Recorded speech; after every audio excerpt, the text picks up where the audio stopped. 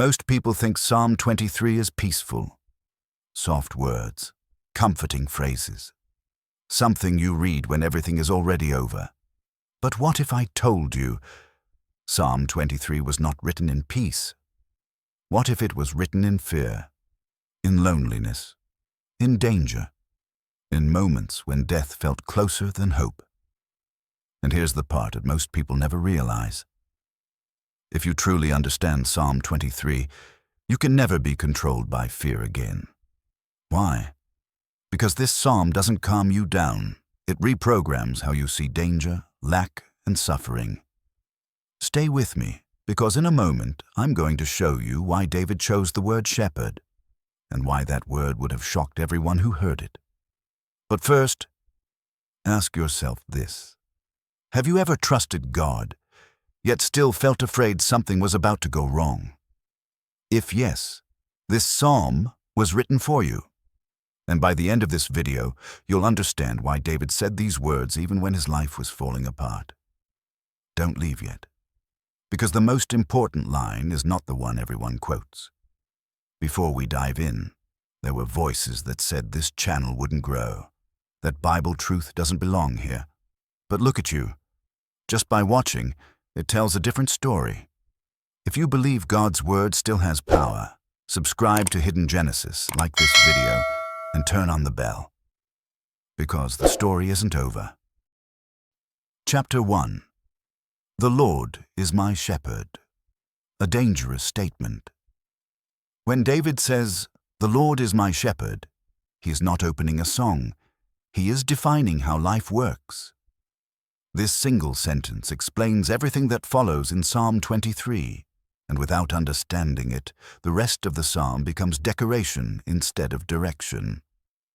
David is establishing who leads, who protects, and who bears responsibility when things go wrong. In David's world, a shepherd was not symbolic. A shepherd was accountable. If a sheep was lost, injured, or killed, the shepherd answered for it. So when David assigns this role to God, he's making a precise claim.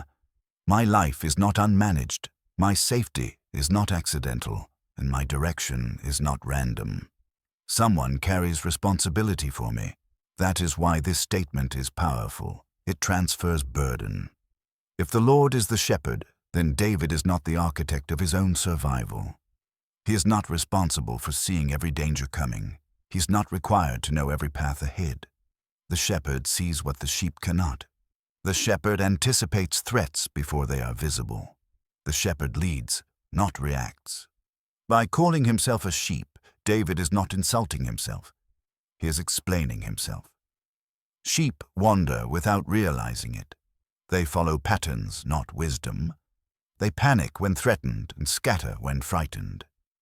David is saying that left to himself, he is vulnerable to confusion, fear, and misdirection. That admission is not weakness, it is clarity. And clarity is what allows guidance to function. This is why the word "my" matters. David is not speaking about God in general. He is not offering theology. He is describing alignment. To say "my shepherd" means direction has been accepted. Authority has been acknowledged. Trust has been placed. A shepherd cannot lead sheep that refuse to follow. When David adds, "I shall not want," he's explaining the consequence of that relationship. Want does not disappear because resources increase. Want disappears because guidance replaces anxiety. A sheep under a shepherd may still walk through barren land, but it will not starve by accident. Provision follows leadership. The power of this verse is not emotional comfort. It is structural security. David is explaining why fear does not get the final word in his life. Not because danger is absent, but because oversight is present. Not because suffering is impossible, but because abandonment is not. And this is where the psalm quietly confronts us. If the Lord is truly your shepherd, then whose voice are you following when fear rises? If direction has been given, why does panic still lead? If responsibility has been transferred, why do you still carry everything alone? Psalm 23 begins by answering one question before it answers any others. Who is leading you? Because every promise that follows, rest, guidance, protection, presence, only applies if that first sentence is true. Chapter 2.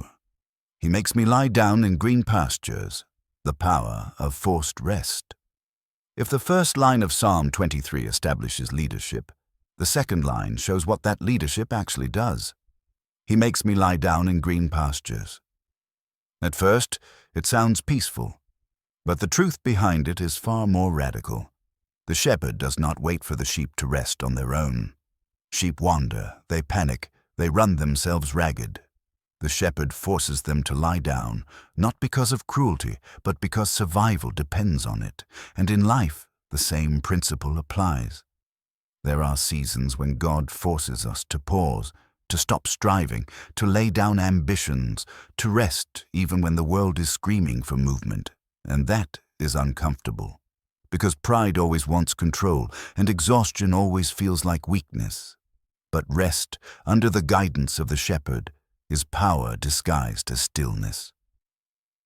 David is speaking from experience. He knew fear. He knew danger. He knew the nights when hunger pressed against him and enemies lurked in shadows. And yet he understood that true strength was not in constant motion. True strength came when he surrendered to the guidance of someone who saw the bigger picture. The green pastures are not just a metaphor for peace. They are the result of obedience, the product of following guidance even when your instinct is to fight or flee. And if you resist this kind of rest, you risk wandering into exhaustion, into mistakes, into loss that could have been prevented. Think about your own life. How many times have you refused rest, pushed through warning signs, and ended up weaker than you would have been if you had stopped? The shepherd's insistence is not optional. It is a strategic intervention. It is a divine pause, a quiet command that says, "Trust me with your pace. Trust me with your path." And here's the unsettling part. For most of us, surrendering to that kind of pause feels unnatural, almost impossible. We measure productivity by motion, safety by effort, value by output. The shepherd flips all of that upside down. Then comes the lesson hidden in plain sight. Lying down in green pastures is not about comfort. It is about preparation. It is about positioning the sheep for the journey ahead. It is about strengthening the soul and restoring clarity so that the paths we walk later are not dictated by panic, fatigue, or poor judgment. David understood this. That is why he wrote it, not as a suggestion, but as a declaration. The shepherd forces rest because rest is survival, and survival is only possible when guidance is trusted more than impulse. So ask yourself now, what areas of your life are you refusing to pause in? Where are you running when you should be lying down? And what might change if you accepted the shepherd's insistence on rest? Psalm 23 is not just poetry. It is a map. And the green pastures are the first checkpoint after you recognize that someone is leading, watching, and carrying responsibility for your survival. Because without that pause, without that laying down, the valley of shadow, the dangers, fears, and losses will overwhelm you before you even realize what's happening. And that is the brilliance of this line. The shepherd doesn't just protect, the shepherd positions. The shepherd anticipates, and sometimes the greatest act of love is telling the sheep to stop, lie down, and let the guidance work before the storms come. Chapter 3. He leads me beside still waters, the restoration of the soul. After being forced to lie down in green pastures, the shepherd doesn't leave the sheep wandering aimlessly. He leads them, not just anywhere, but beside still waters. Pause for a moment and consider that. Still waters are not turbulent, unpredictable, or noisy. They are calm, reflective, and sustaining. David is illustrating something profound. God does not just protect or pause us. He actively restores us. He guides us to the place where our soul can drink deeply, where anxiety and confusion are replaced with clarity and strength. But here's the catch. Still waters are only useful if the sheep is willing to follow. You can stand in a green pasture, lying down, exhausted, yet never receive refreshment if you resist the shepherd's lead. Restoration requires movement toward guidance, not just waiting passively. David speaks from experience. He had known despair, betrayal, and danger. He had faced moments when fear screamed louder than hope, and in those moments, God's guidance didn't push him toward chaos. He was led deliberately to a place where his soul could recover, where his mind could find clarity, and where strength could quietly return. There is something radical here. Restoration is not random. It is purposeful. It is tailored. The shepherd knows what the sheep truly needs, often before the sheep even recognizes the thirst within itself.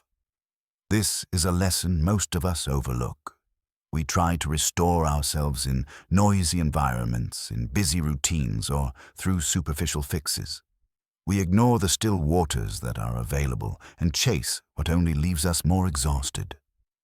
Psalm 23 reminds us that the shepherd knows exactly where refreshment lies, and guidance is required to reach it. The calm is intentional. The provision is exact, and the soul that drinks at these waters is prepared for what lies ahead.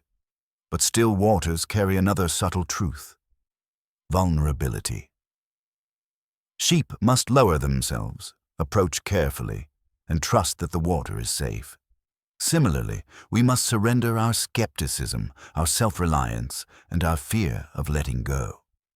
Restoration cannot occur in arrogance. It cannot happen while clinging to control. The shepherd leads us beside still waters, because only there, in trust, can the soul recover what it has lost to stress, fear, and life's relentless demands. So ask yourself, are you following the lead of the shepherd? Or are you wandering, trying to restore yourself in the wrong places? Are you drinking deeply where your soul can truly recover? Or are you sampling shallow streams that leave you thirstier than before? Psalm 23 is clear.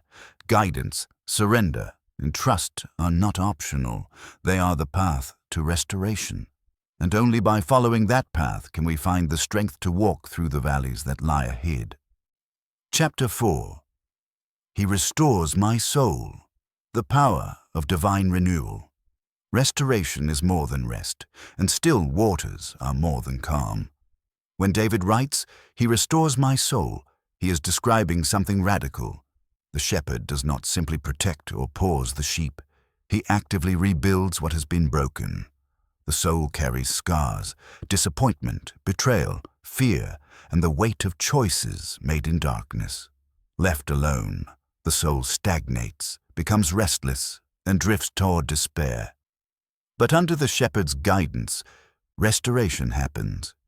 It is intentional, precise, and often invisible until the transformation is undeniable. Restoration is not about changing circumstances immediately.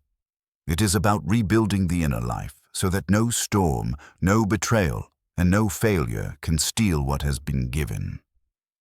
David understood the depth of human fragility.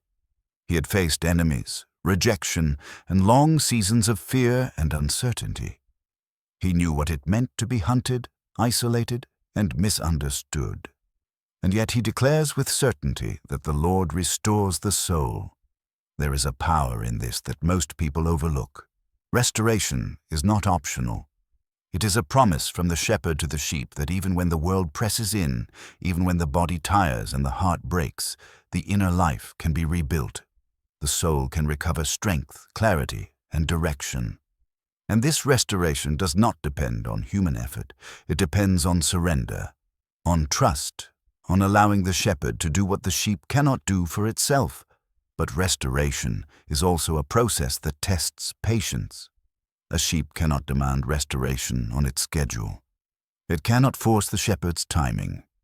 Similarly, we often try to repair our souls on our own terms, rushing through reflection, skipping prayer, or seeking quick fixes.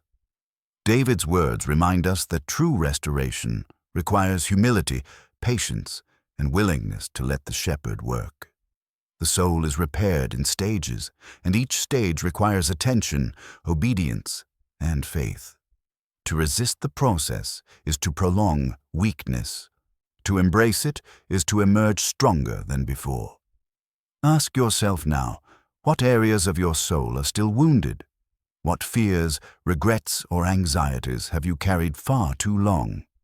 Psalm 23 is not just describing comfort, it is offering a blueprint for renewal. The shepherd knows where the damage lies, and he knows how to rebuild. But the work begins when the sheep stops resisting and allows restoration to take place. This is the quiet, often unseen miracle of divine guidance. The soul, once broken, begins to thrive under careful, deliberate leadership. And here's the final insight of this line. Restoration is not only for survival, it is preparation.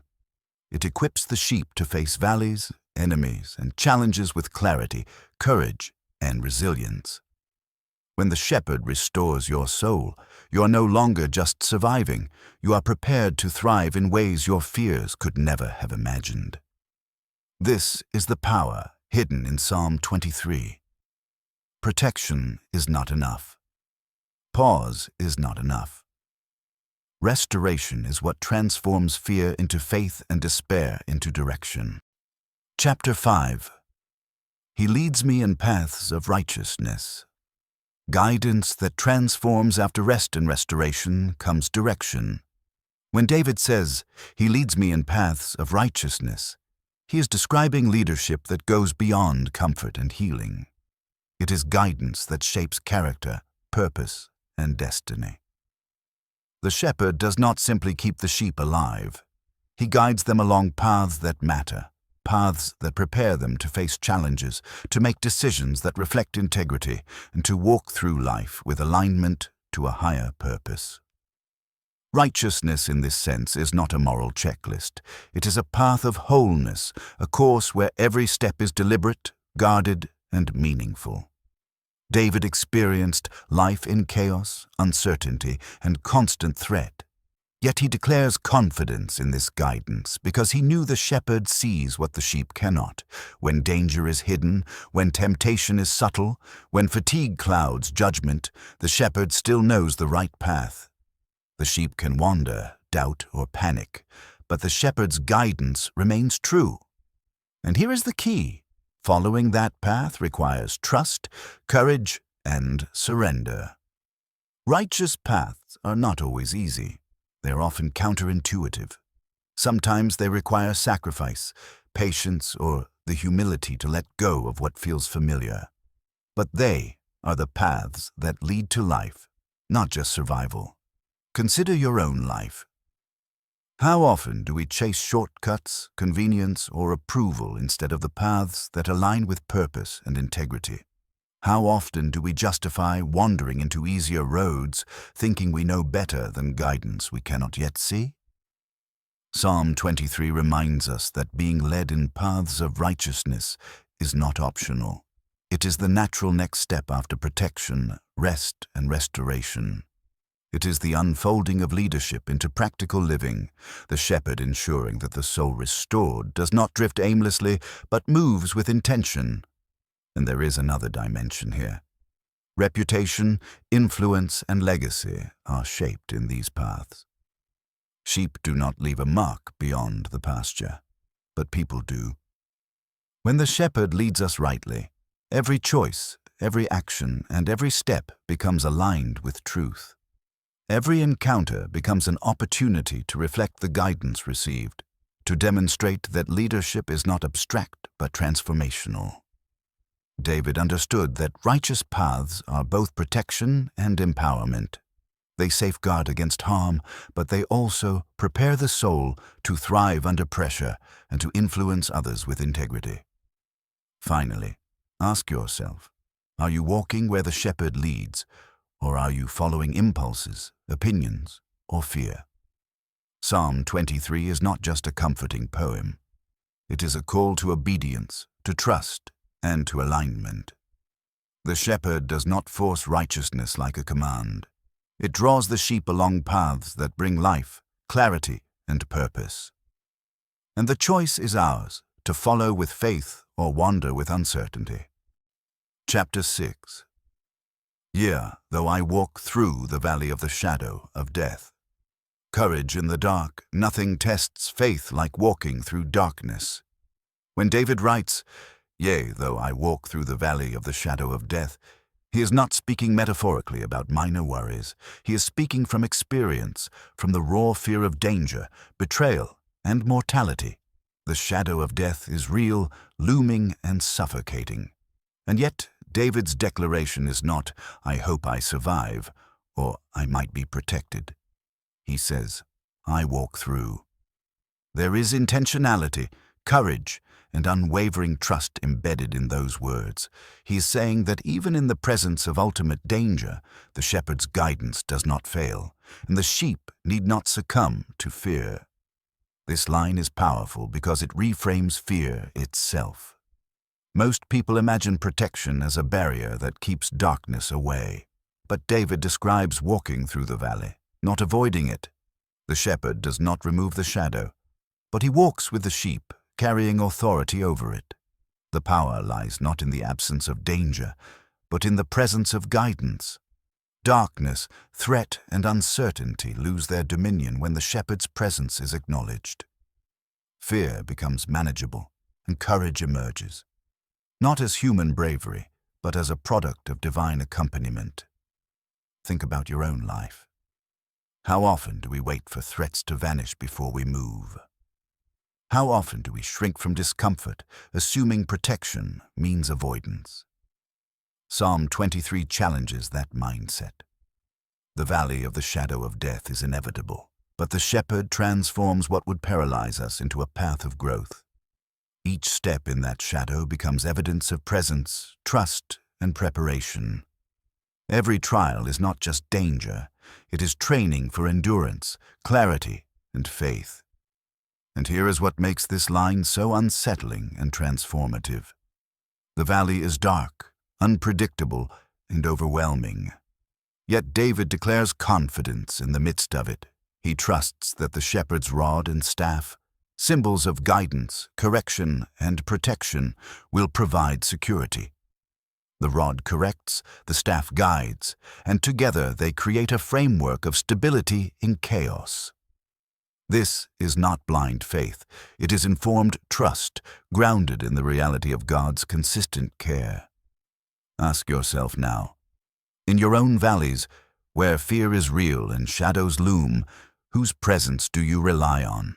Are you wandering, hoping for luck, or are you walking, fully aware that guidance is available? Psalm 23 reminds us that courage does not come from the absence of danger. It comes from the assurance that someone greater walks beside you. And in that presence, even the shadow of death loses its grip. Chapter 7. Thou preparest a table before me. Provision and honor in the midst of adversity. After the shadow of death comes a declaration that surprises the mind and comforts the heart. Thou preparest a table before me in the presence of mine enemies. David is no longer speaking about protection alone. He is speaking about provision, honor, and victory in the middle of opposition. Imagine being surrounded by threats, betrayal, and hostility, yet finding that sustenance, recognition, and blessing are laid out before you as though nothing could harm you. This is not fantasy. This is the shepherd's work in real life. God does not wait for the enemies to disappear before providing. He places abundance and honor where fear and threat exist, transforming the battlefield into a banquet. David's words teach something profound about perspective and divine timing. Provision is not merely about food or wealth. It is about empowerment, restoration, and the affirmation of purpose. When a table is prepared before you, it signals that your life is valued and secured in the presence of forces that wish you harm. You're not left to scramble, fight, or survive on your own. You are fed, guided, and positioned strategically, even when chaos surrounds you. This is the difference between human effort and divine provision. One scrambles, the other is orchestrated. Consider your own life. How often do we wait for enemies, obstacles, or fear to vanish before we believe we are provided for? Psalm 23 challenges that thinking. The shepherd works amidst the opposition. Blessing does not require perfect circumstances. It requires trust in the one who sees the full battlefield. And the table is prepared not to soothe fear, but to reinforce courage and perspective. It is a signal that you are not alone, that abundance is possible, and that the shepherd is orchestrating the outcome even when it feels impossible. And there is a deeper layer here. Honor. The table is prepared publicly, in the sight of enemies. This is deliberate. David is saying that God's provision is not secret or hidden. It is witnessed, proving that your survival and flourishing are not accidents. In the presence of those who doubt, ridicule, or threaten, the shepherd demonstrates sovereignty and faithfulness. You are not merely surviving. You're standing, fed and dignified, while the forces that oppose you look on. This is a declaration of power, protection, and purpose. Finally, ask yourself, in your own life, are you recognizing the tables being prepared for you, or are you too focused on the threats around you? Psalm 23 reminds us that provision does not wait for the perfect moment. The shepherd prepares, sustains, and honors even before the battle is over.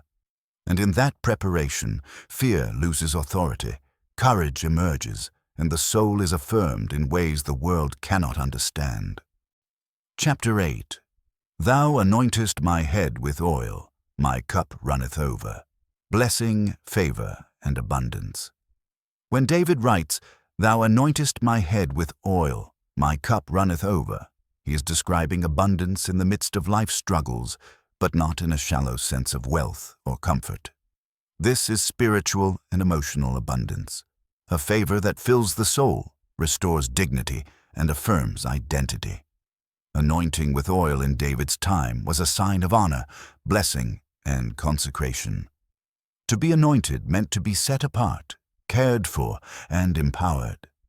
And the overflowing cup signifies more than sustenance. It symbolizes fullness, joy, and a life supplied beyond what the sheep could demand or anticipate. The shepherd does not give sparingly. He provides abundantly, ensuring that lack cannot dominate the life under his care.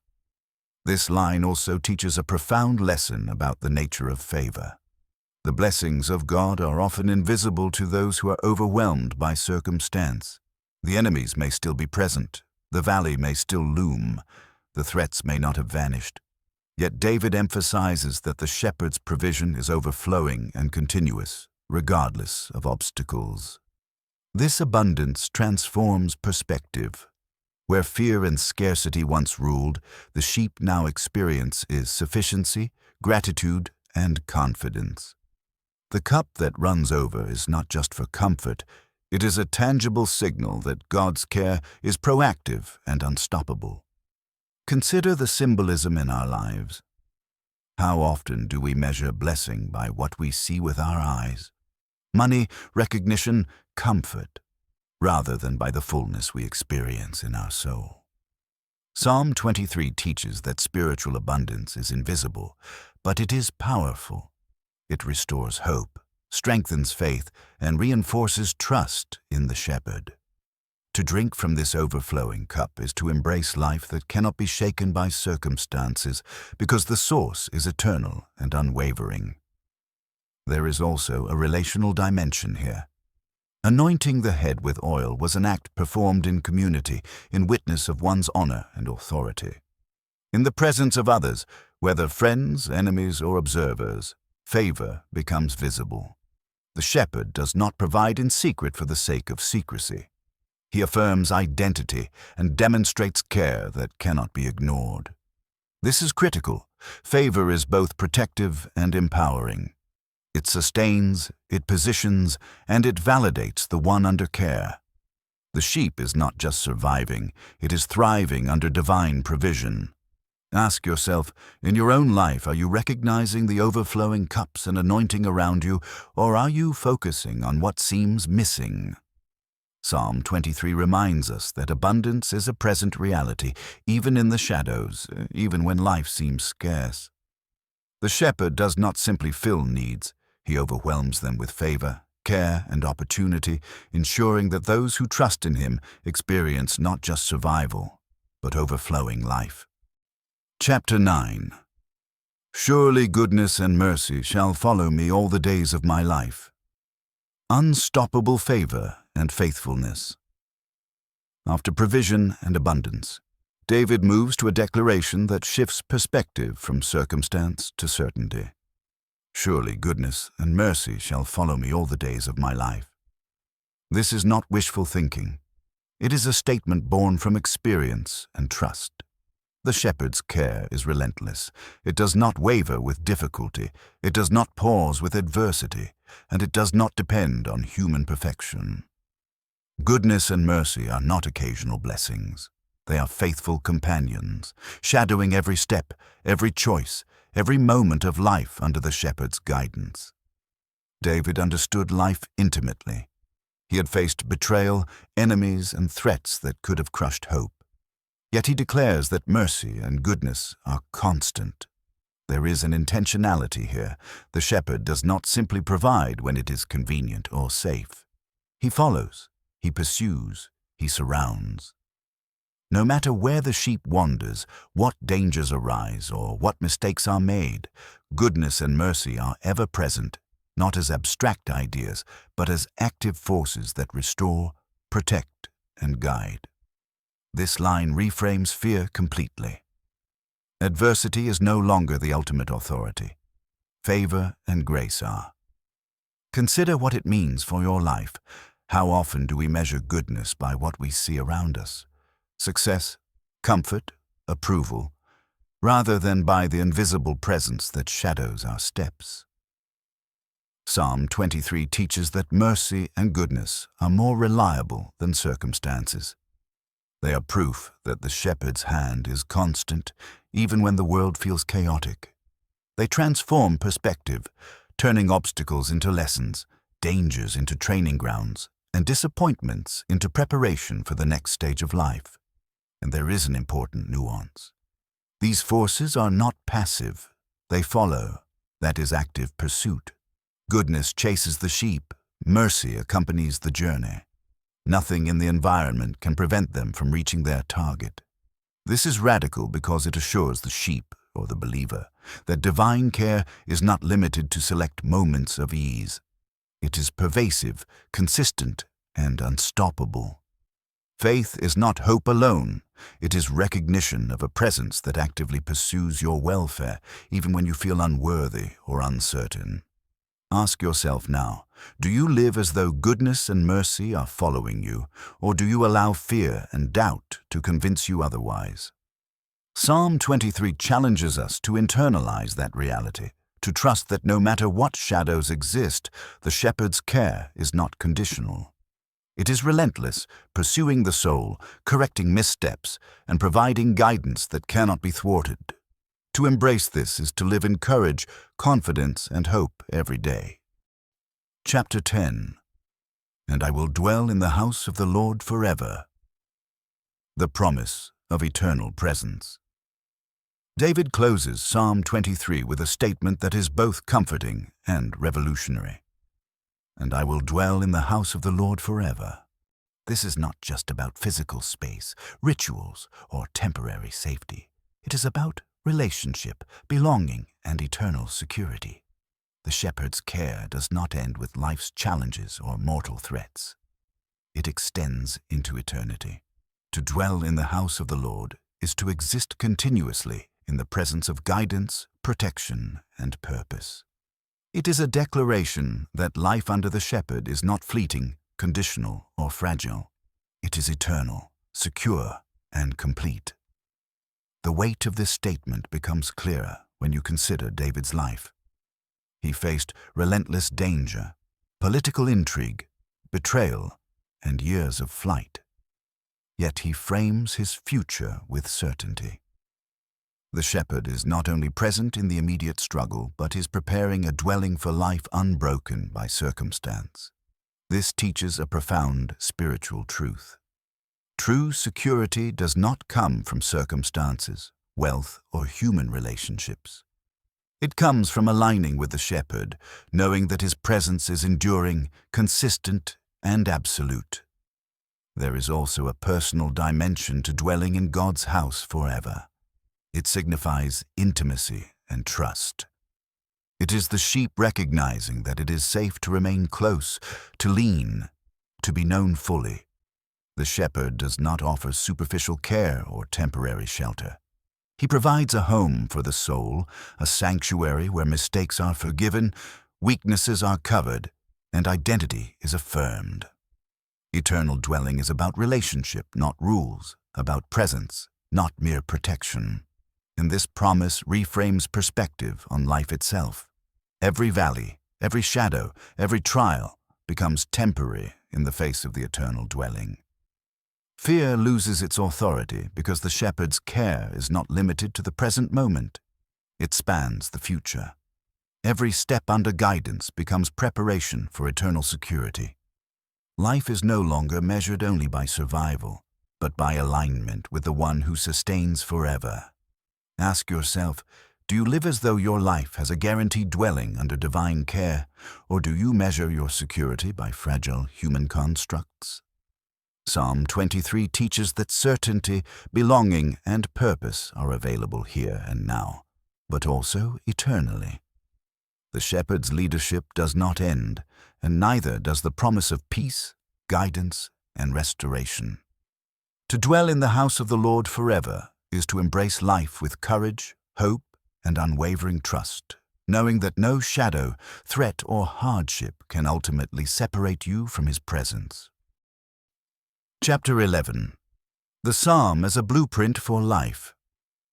Understanding the full architecture of guidance. Psalm 23 is more than beautiful words or comforting phrases. It is a blueprint, a map for navigating life with clarity, courage, and trust. Each line is intentional, each image carefully chosen to show not just what God does, but how we respond. The Lord is my shepherd establishes leadership. He makes me lie down in green pastures, enforces rest. He leads me beside still waters, restores clarity. Every verse is connected, building a structure of guidance that can carry a human life through the storms, fears, and challenges that are inevitable. To read Psalm 23 without recognizing its architecture is to admire a painting without seeing the hidden lines that hold it together. The psalm is both spiritual and practical, a roadmap that, when followed, transforms survival into thriving. David's words also reveal a rhythm to life under guidance. Protection comes first, then restoration, then direction, then courage, then provision, then abundance, then faithfulness, and finally eternal security. The sequence is deliberate. The shepherd's care is not random. Life under divine leadership is strategic, moving the soul from fear and weakness to strength, clarity, and alignment. Each verse prepares the believer for the next stage, showing that guidance is sequential as much as it is constant. To skip a step, to ignore a principle, is to invite unnecessary struggle. To embrace the process is to follow a design that has withstood centuries. And there is another layer. Psalm 23 is a template for internalizing trust. The language shifts from external circumstances to internal reality. It teaches the mind and heart to recognize guidance, to accept provision, to embrace restoration, and to walk courageously even in shadows. This is why it endures. It is not merely poetic. It is practical, psychological, and spiritual training encoded in words. The shepherd's leadership becomes the lens through which we interpret fear, failure, and opportunity. Ask yourself now, are you following life's blueprint, or are you wandering blindly, hoping for the right outcome? Psalm 23 challenges us to see life as designed, not chaotic, guided, not random, abundant, not scarce. Every line builds on the last to create a framework that, if internalized, can carry you through every storm and shadow. This is the genius of the psalm. It is timeless because human life, with all its uncertainty, is timeless. And the principles of guidance, trust, restoration, and provision never change. Finally, the psalm reminds us that the blueprint is relational. It works only if the sheep acknowledges the shepherd. Leadership is present, but obedience, trust, and alignment are required. To understand the psalm fully is to recognize that life is not about control. It is about following the one who knows the path, sustains the soul, and provides abundantly. The blueprint is simple, but its power is immense. It transforms fear into faith, wandering into direction, and survival into thriving. Chapter 12. The Psalm as a message for today, applying divine guidance in modern life. Psalm 23 was written thousands of years ago, yet its power is not bound by time. Every line speaks directly into the realities we face today: fear, uncertainty, exhaustion, conflict, and the pressure to control outcomes we were never meant to manage alone. "The Lord is my shepherd" is not just ancient poetry. It is an instruction for life. It tells us who leads, who protects, and who carries responsibility when chaos surrounds us. In a world that constantly demands self-sufficiency, Psalm 23 reminds us that guidance, rest, provision, and courage are available if we choose to follow the shepherd, rather than wandering in doubt or relying on our own strength. Consider the fast pace of modern life. We chase deadlines, scroll endlessly through distractions, and measure success by comparison rather than guidance. Yet Psalm 23 offers a counterintuitive message. Stop striving to control every detail. Stop running on empty. Accept rest, drink from still waters, and allow the shepherd to lead. In the green pastures of obedience, the soul is restored. In the calm waters of guidance, clarity returns, and in the paths of righteousness, purpose emerges. This is practical wisdom disguised in ancient words. It teaches us how to navigate stress, relationships, and decisions with a mind and heart aligned to divine oversight. Even the darkest moments in modern life, the valleys of fear, illness, loss, or betrayal, are addressed. Though I walk through the valley of the shadow of death, I will fear no evil, is not theoretical. It is active training for courage under pressure.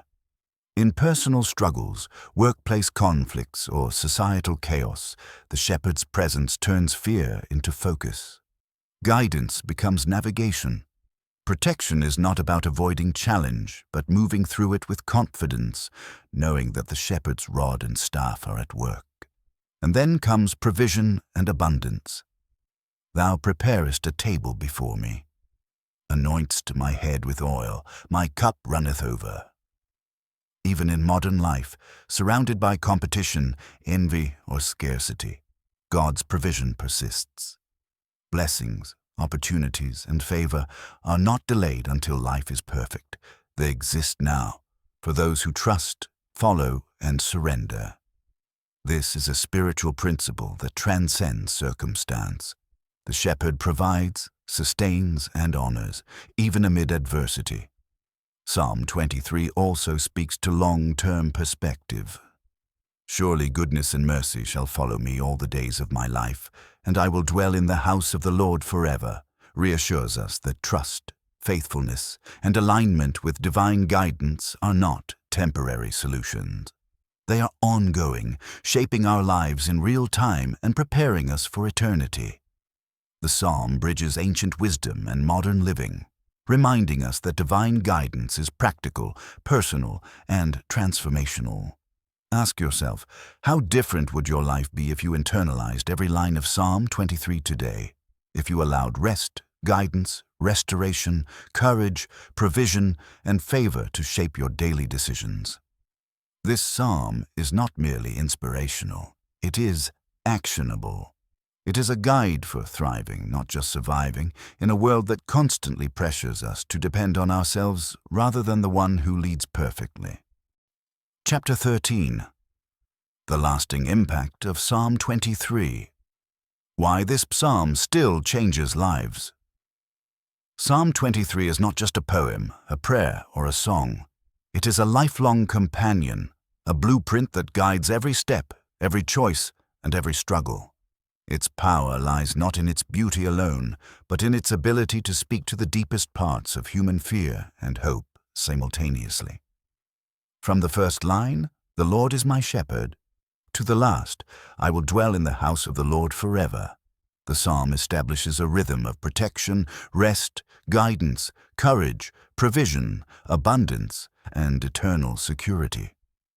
Each verse is a building block that constructs a life of trust, faith, and purpose. And this is why it continues to change lives, even thousands of years later. Consider the impact on a human heart. Fear, uncertainty, loss, and betrayal are universal. Every generation faces valleys of shadow, enemies, and moments when the weight of life feels unbearable. Yet Psalm 23 demonstrates that leadership, restoration, and provision are not theoretical. They are accessible, practical, and transformative. It shows that trust, obedience, and alignment with divine guidance are not passive acts, but active choices that shape reality. To internalize this psalm is to move from surviving life to thriving within it, fully aware that the shepherd walks every step with you. Its lasting impact is also relational. Psalm 23 reminds us that guidance, care, and provision are not abstract. They are relational, personal, and intimate. God does not protect the world at large. He protects you. He restores your soul, leads you along paths of righteousness, and pursues you with goodness and mercy all your days. The psalm teaches that divine leadership is as precise and personal as the shepherd guiding one vulnerable sheep. And in understanding this, a human life gains clarity, courage, and the confidence to face whatever comes next. Finally, Psalm 23 leaves us with a profound truth. The shepherd's care is eternal. Life will always have valleys, enemies, challenges, and uncertainty. But the presence of the shepherd guarantees that no shadow can dominate, no fear can overwhelm, and no obstacle can prevent growth, restoration, or joy. By dwelling in the house of the Lord forever, the believer is anchored in something that outlasts circumstance, surpasses fear, and transcends mortality. It is not just comfort, it is empowerment, preparation, and unshakable identity. Ask yourself this: if you lived every day as though this psalm were true in its entirety, how would your life change? How would your fears, choices, and priorities shift? Psalm 23 does not just console. It transforms, it instructs, and it positions the soul to thrive amid chaos and peace alike. And that is its enduring power. It is not simply about surviving life, it is about walking with courage. As the psalm concludes, let this truth sink in. Your life is not random, your steps are not unguided, your soul is being cared for in ways you may not yet fully see. And that is the ultimate powerful message behind "The Lord is my shepherd."